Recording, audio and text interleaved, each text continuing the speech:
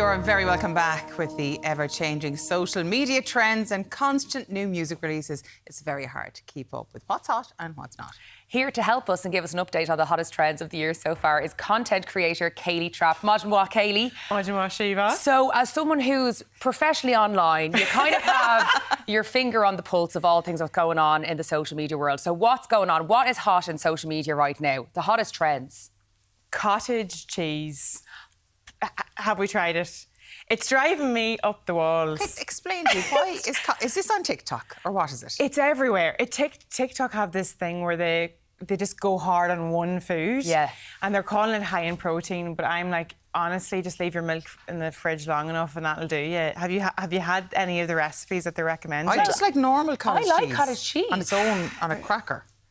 Even that though, yeah. there's a girl I know online who is trying a new flavour of cottage cheese every day until she likes it, and I'm like, why are you putting yourself through this? There's cottage cheese pizza, cottage cheese pasta, cottage cheese and pancakes. It's literally like as if milk and yoghurt had a fallen out and they come up with this lumpy.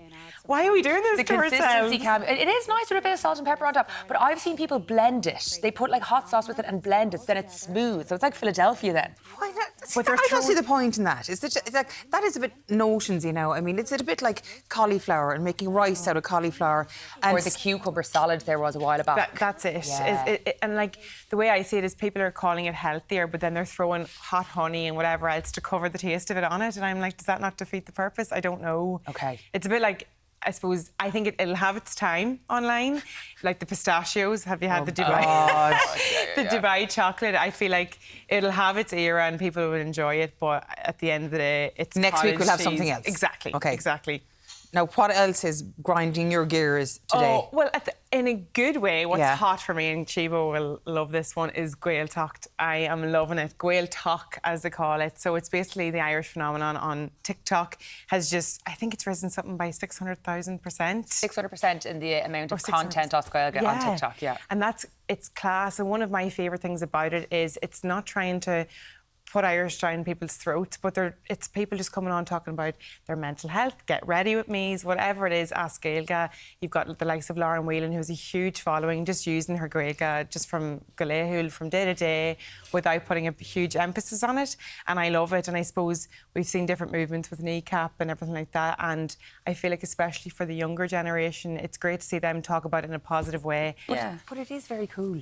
It is very cool to be the likes of the two of you now, fluent Irish speakers. Thank you, Elaine. It is. I suppose this kind of speaks to the normalisation of the language, though. If people just see people making normal TikToks, they just happen to be making them through Gaeilge, that's going to inspire other people to be like, oh, I can do anything that I want to do but ask Gaeilge. For sure. It takes it from a textbook, subject-based language to more of a fun one. And I feel like with the internet's like an open bar, and the Irish language is taking up a bar stool and it's here to stay.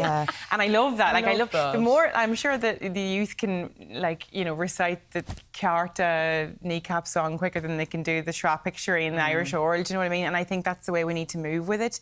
Keep it fun. As a teacher, when I was teaching as well, I always tried to keep it as relevant and fun as I could, because it's gone past the days of the textbook language. Yeah, and I suppose when you do see it become more and more popular, I mean, Irish culture in itself is becoming more and more popular. I mean, we saw recently the Irish passport is the most valuable in the world. On top of that, we actually give more per capita. We're the most giving and have contributed most to the world as a nation than anyone else if you had to go per capita. So we're a fabulous little nation, to be honest. So it's good that our language is being elevated to that degree, because we have people from all over the world now. Sure, there's dancers in Beyonce's tour, Irish dancing around the place. Isn't that amazing? It's huge. Yeah, and there's people coming to Ireland using it, even like the celebrities that are having concerts and whatever like that, they're always using the Cúpla Focail Sláinte and whatever like that, so they respect it, so it's so nice for us to give it praise as well. Yeah, I think, to quote Taylor Swift when she used Gaeilge in her concert, I think she said Pogue Mahone, but we'll forgive her. We'll forgive you, Taylor. Is that not wrong? Every little helps. It's just not great, is it? Say something. Yeah, but look, I'll give you a wrong next time you're over, Taylor. Let's move on to another artist who's been everywhere at the moment, Kayleigh, and that is Lewis Capaldi. Oh, Lewis. I love him. Lewis has my heart. And when I saw that he was making his comeback, I was just delighted. I knew that when he said he was taking a step back to look after himself, I was like, it won't be the end and he'll be back. And it's just fantastic. Like, his new music that he's coming out with is so personal. It's also nice to see someone show that they're human and that it's okay to take a step back and to look after yourself. And I feel like the public will always back him to the last, even with the likes of Garen Noon there recently saying he was taking a step back. I respect that, but I know that they'll be back, and I just cannot wait to see what Lewis Capaldi has coming up next. Of course, Glastonbury wasn't only about Lewis Capaldi. We briefly mentioned Kneecap a little while ago, but by God, they took Glastonbury by storm. They took Glastonbury back by a storm. The Streisand effect to the nth degree has happened, that band. I love them. Three men who are just like taking the world by a storm. Like, we were talking about how small Ireland is. Look what they're doing across the world. It's incredible. They've been, I think, announced on the 30th of June that they'll be taking on Electric Picnic as well.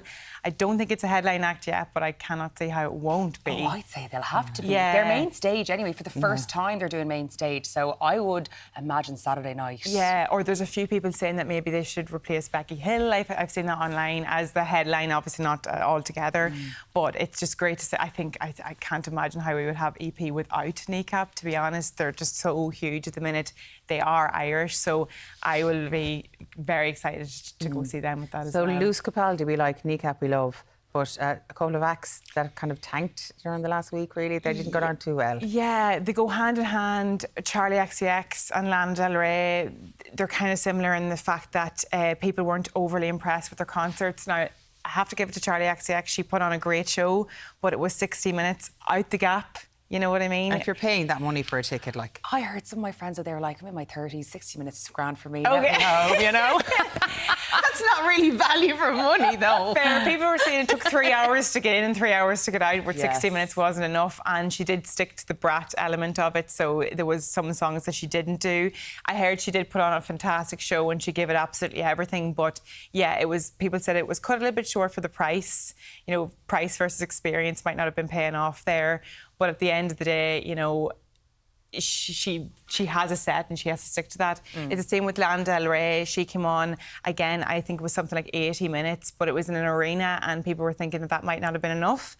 And also 2 of her songs were done virtually. She went off. She went off for a couple of days. Involved, yeah. Yeah, and I know it's modern and it might be a different twist on things, but I don't think people were overly impressed. Even with the likes of not making it personal.